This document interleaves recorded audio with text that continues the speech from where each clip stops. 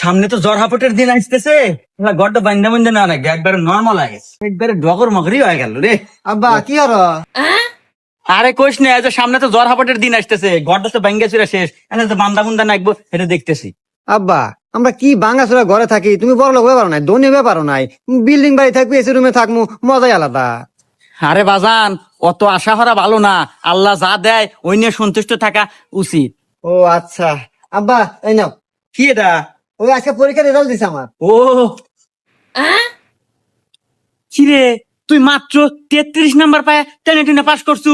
ইস, আমার কত আশা আছিল তুই ভালো হয়ে পড়াশোনা হয়ে এ প্লাস পাবো, আমার মুখ উজ্জ্বল হয়ে যাবো।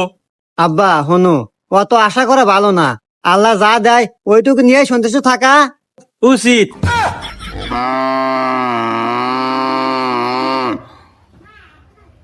আব্বা তাহলে সন্তুষ্ট থাকো।